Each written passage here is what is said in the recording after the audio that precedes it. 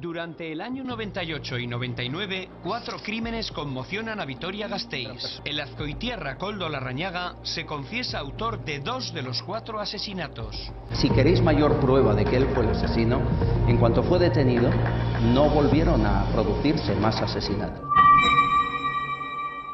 La gran mayoría nos detenemos a catalogar a una persona por su apariencia, y es que es muy fácil dejarse llevar por la forma de hablar, los gestos, las conductas en público y hasta la vestimenta. En el caso del protagonista de esta historia sucedió exactamente esto. Juan Luis Koldo, un aparente, como dicen por ahí, pan de Dios, escondía al más cruel matón en serie de los años 90 de la ciudad de Vitoria, en el País Vasco. Koldo le quitó la vida a sangre fría a 4 personas con un arma punzocortante, haciendo uso de su fuerza y su intelecto para esconderse entre la multitud.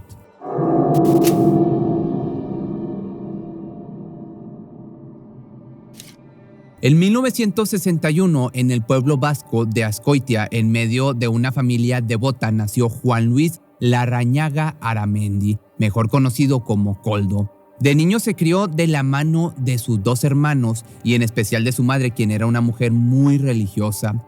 Varias personas que llegaron a conocerlo en esa época contaron que era bueno, que no se separaba de su madre y que siempre se les veía juntos en la misa dominical de la 1 de la tarde. Koldo siempre fue un tanto reservado, callado, introvertido y poseía un coeficiente intelectual arriba del promedio, lo que lo hacía, digamos, inteligente. Era algo distraído, eso sí, en la escuela y no cumplía mucho con las tareas, pero a su edad eso se notaba normal hasta cierto punto. Luego, al terminar el servicio militar, se mudó a Vitoria, donde comenzó un magisterio o una licenciatura, pues su sueño era ser profesor, pero eso jamás sucedió, o al menos como él se lo planteaba, pues continuaba siendo poco cumplido, hasta de cierto punto, digamos, flojo para estudiar y nunca pudo terminar la carrera. Sin embargo, pese a la falta de terminación de sus estudios, a Koldo se le dio la oportunidad de dar clases de euskera, idioma del País Vasco, en una escuela vitoriana. Esto representaba un gran logro para Larrañaga. Sin embargo, algo con él no andaba bien, pues el gusto le duró muy poquito. Su desmotivación comenzó a presentarse. De nueva cuenta, su inconsistencia y falta de disciplina lo arruinó todo. Como maestro, no daba un ejemplo a seguir a los alumnos y los directivos terminaron por correrlo. Así que para mantenerse el hombre probó suerte en lo que pudo. Trabajó de vigilante de seguridad, fue también vendedor de productos de limpieza y hasta representó comercialmente a una empresa de informática. Pero al parecer la vida le llevaría por un camino muy distinto. Pronto su vida daría un giro inesperado. A principios de la década de los 90, Koldo comenzó a sobresalir en su último proyecto, que fue como empresario de hostelería. Este trabajo le permitió una estabilidad económica y mental como no la había tenido nunca. Aprovechando su racha, ese mismo año se unió en matrimonio con Dorleta, una novia que había estado con él durante varios años. Ambos decidieron que querían ser papás y tuvieron un hijo, pero toda la abundancia que había tenido pronto también se esfumaría. Comenzaron a tener problemas económicos debido a las deudas de Larrañaga, que fue contrayendo con el paso de los años, a la par de un mal manejo de su negocio, y su matrimonio también se fue en picada, pero este último por una infidelidad que hasta hizo que dejara a su familia para luego mudarse a la capital española, o sea, a Madrid. Koldo, motivado por su nueva etapa con su nuevo amor, tomó caminos diferentes en cuanto a trabajo. Se interesó en el negocio de la cerveza, específicamente en la importación, pero no tuvo los ingresos esperados y fracasó. Luego se dedicó a la compraventa de autos y de igual manera sin los frutos esperados. Seguidamente montó un criadero de caballos, esperando que ahora sí fuera el negocio que lo sacara de jodido, de sus deudas, pero los esfuerzos fueron en vano y como en los anteriores, no prosperó. El hombre quedó ahogado en deudas, lo que seguramente causó que tomara decisiones poco honestas, pues según los informes policiales, en algún momento fue fichado con el cargo de falsedad en documentos oficiales público y mercantil. Y esta información pronto se esparció por el medio de la hostelería. El hombre ya tenía con esto pues una fama de ser un estafador, pero su apariencia a la par no concordaba con sus manías. Aquel hombre alto, fuerte, robusto, además de amable, con un semblante algo bonachón, era educado, siempre procuró el bienestar económico de su familia, no manifestaba tener malicia o algún indicio de violencia. De hecho, algunos compañeros de trabajo comentaron que era una persona irresponsable con sus labores, pero que se daba a creer pues era un tipo encantador. Por otra parte, su familia lo describió como el tío agradable, el miembro más confiable de la familia. Podías pasarte un año sin verlo y si te veía en la calle iba y te saludaba y se interesaba por ti. Esto lo explicó una amiga de la infancia. Y dentro de su rol de buen hombre, también seguía siendo un buen padre, pues constantemente viajaba de Madrid a Vitoria para ver a su hijo. Sin embargo, al contrario de su formidable manera de ser, Koldo era una bomba de tiempo que estaba por estallar y así dejar al descubierto sus más oscuros instintos de un matón en serie. Era el 8 de mayo de 1998 cuando unos empleados de limpieza de un edificio de Vitoria encontraron unas bolsas misteriosas en un contenedor de basura. Los jóvenes se atrevieron a abrir una de estas bolsas y se percataron de que eran los restos de una mujer.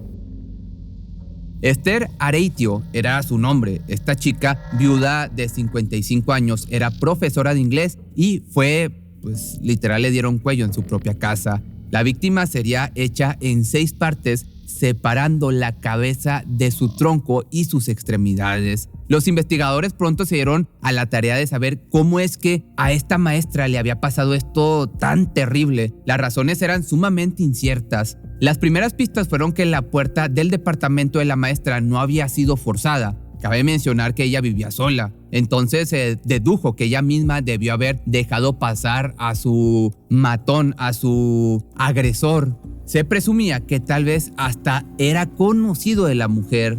Ese criminal entró al lugar preparado con unos guantes de látex, apuñaló a la mujer con gran salvajismo, la llevó a la tina de la ducha y luego la comenzó a hacer en 6 partes para deshacerse más fácil de ella. Además, limpió el piso y tomó 170,000 pesetas, unas joyas y tarjetas de crédito que Esther tenía ahí mismo. Estas últimas fueron utilizadas por un chico el mismo día de este suceso. De hecho, cuando la policía revisó el baño del departamento, encontraron el arma con la que se cometió este atroz suceso sobre el depósito de agua del retrete. Era un cuchillo de monte. Además, el responsable dejó también una maleta tipo deportiva con unas hojas a medio llenar, como una clase de encuesta, y de inmediato se pensó que tal vez esa fue la excusa perfecta para tocar la puerta de Esther sin levantar sospechas. Pero aunque muchos fueron las suposiciones y pistas, la policía no tenía ningún sospechoso que unir a este caso. El paradero de este matón anónimo era un total misterio y los habitantes temían por su vida. La comunidad, ya te podrás imaginar, no estaba tranquila.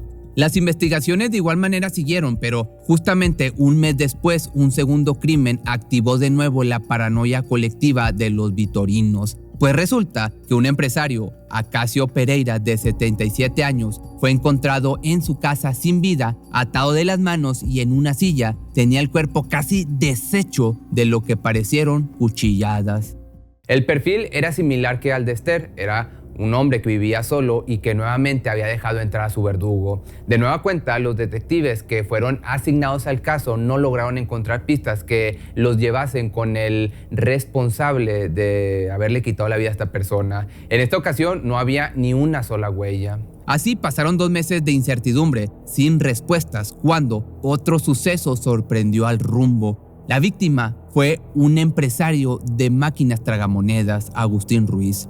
El señor tenía 72 años. La policía dio con un video captado por la cámara de un cajero automático que estaba cerca del lugar. En las imágenes se podía ver a Koldo Larrañaga recién llegando de Madrid, acudiendo a una cita con su víctima y minutos después salir del sitio.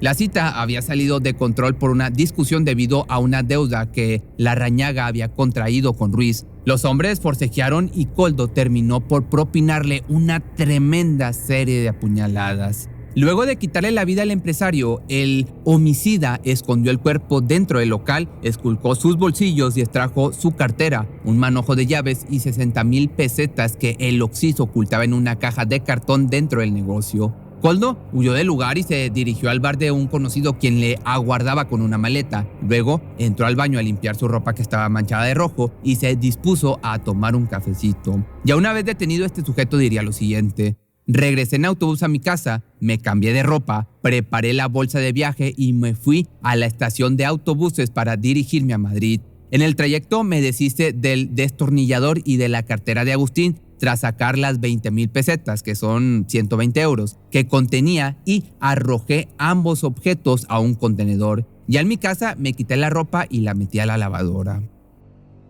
La anterior declaración, haciéndose responsable del terrible hecho, no llegó hasta casi un año después. Esto debido a que la policía tenía saturadas las líneas de investigación, pues tenía en puerta la resolución de 3 asesinatos ocurridos en escasos meses antes, que además tenía cierta similitud uno de otro. Los 3 habían sido con gran ensañamiento al momento de operar, habían sido realizados con un arma blanca y con cierto trasfondo económico por el hecho de que les habían robado.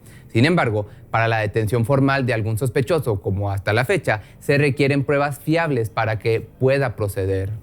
Ya en el año del 99, la policía parecía muy confiada de recobrar la seguridad para sus habitantes. Habían pasado varios meses en los que los asesinatos de este tipo habían cesado. Pero el 24 de mayo no iba a ser igual, pues el cuarto homicidio estaba hecho y esta vez era una mujer, aunque no tan grande como las anteriores. La abogada Begoña Rubio, de 28 años, fue apuñalada en su despacho de la calle Sierva de Jesús y su padre encontró su cuerpo ya sin vida. Ese mismo día, más temprano, Koldo Larrañaga llegó a Vitoria desde Madrid, como era su costumbre, solo que en esta ocasión específicamente viajaba para encontrar un abogado que lo pudiera ayudar con su problema legal de estafa. Cargó en su maletín ropa, una bolsa de aseo personal, guantes de látex y un cuchillo de monte. Alegó después que había sido por prevención y seguridad. Esto lo dijo entre comillas. El hombre eligió el despacho de Begoña al azar, quería asesoría sobre su caso y conocer la cotización de sus honorarios. Eran, para que te pongas en contexto, las 4 de la tarde. El hombre esperó su turno y pasó a conversar con la abogada, quien le explicó todo acerca de la presentación de sus servicios. La mujer indicó a Koldo que volviera por la tarde, pues tenía que revisar algunos detalles de los costos, así que el hombre se marchó y ella anotó su nombre en una lista de clientes del día y la hora de su próxima cita. Larrañaga regresó a la hora acordada. Begoña lo recibió tan amable como siempre era esta mujer, pero al momento de darle la espalda, él la tomó por el cuello. Ella comenzó a llorar como si supiera que este sería su último suspiro. Seguidamente, él se puso muy nervioso. Con la mano izquierda le tapó la boca y la diestra la usó para sacar el cuchillo de monte que guardaba en el bolsillo. Y se lo clavé en el pecho con intención de matarla. Caímos juntos al piso. De lado la seguía apuñalando, no recuerdo exactamente en qué parte ni cuántas apuñaladas le di. Luego abrí su bolsa, le desabroché el brasier y le bajé sus panties. Esto fue lo que declaró el hombre ante la sede judicial. Aunque este último detalle de la ropa interior dejaba ver pues como un matiz de abuso en este crimen, el monstruo confesó y puntualizó que no se aprovechó de la mujer ni intenciones tenía de hacerlo. Cuando vio que ella estaba inmóvil, sin signos vitales, Koldo se puso sus guantes de látex, desacomodó los muebles y cosas del lugar y le robó 4,500 pesetas que la joven guardaba en su caja fuerte antes de irse. Cuando salí del despacho intenté tapar la mancha de rojo de mi pantalón con el 3/4 que llevaba y me arremangué una manga de la camisa para que no se viera el puño manchado. En el servicio de la bocatería me cambié de pantalón. Esto, pues ya sabes, fue lo que explicó este criminal. Luego tiró los guantes en una papelera y horas más tarde abandonó Vitoria en un autobús rumbo a Madrid. Ahí arrojó el cuchillo en un contenedor situado en una zona de 4 caminos y al llegar a su domicilio relató a su pareja que había tenido una pelea y que metió la ropa manchada en la lavadora. Inmersos en las investigaciones, los detectives dieron con la agenda de la abogada. En ella, el nombre de Koldo Larrañaga apuntado y en la autopsia un pedazo de guante de látex con sangre en una de las heridas del cuello de la mujer. Esto evidentemente era lo que tanto estaban buscando para que 5 días después la policía vasca detuviera a Koldo en el barrio de La Latina en Madrid, acusándolo de principal sospechoso en el asesinato en primer grado de las 4 víctimas vitorianas.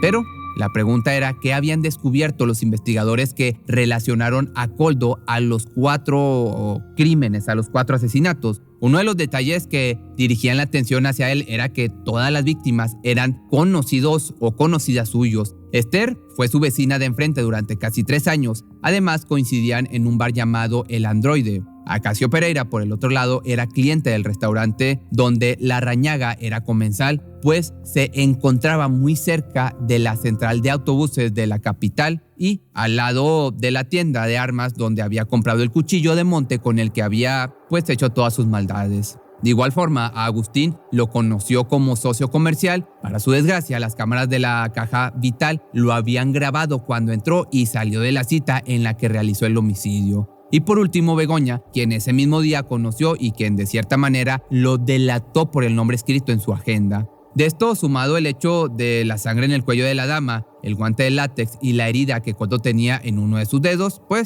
lo terminarían agarrando. En el cateo realizado en su casa, los detectives encontraron la ropa con manchas de sangre, las llaves de Agustín Ruiz y anotaciones sobre el empresario y sus hijos, pedazos rotos de la tarjeta de visita de Begoña Rubio, otros trozos con los teléfonos de Agustín y del local de la víctima, además del contacto del bar frecuentado por Esther, un cuaderno también con anillas con las citas con sus socios y varios cuchillos de monte. Ya hablando de otra cosa, y por absurdo que parezca y cuando casi todo apuntaba a su culpabilidad, cuando este sujeto fue interrogado por su sospechosa responsabilidad, este solo confesó 2 de los 4 crímenes. Solo explicó a detalle lo que le había hecho a Agustín y Begoña, pero firme en su declaración sin admitir discusión, negó haber matado a la maestra Esther y de haberle quitado la vida a Casio. Desgraciadamente, los investigadores no pudieron reunir las pruebas suficientes, particularmente en el caso de Acacio y Esther, para demostrar lo contrario a su declaración, pero no se salvó de la justicia de igual forma. Juan Luis Koldo fue juzgado y encontrado culpable por los cargos del asesinato de Begoña y Agustín y finalmente fue condenado en el año del 2000 a 50 años de cárcel.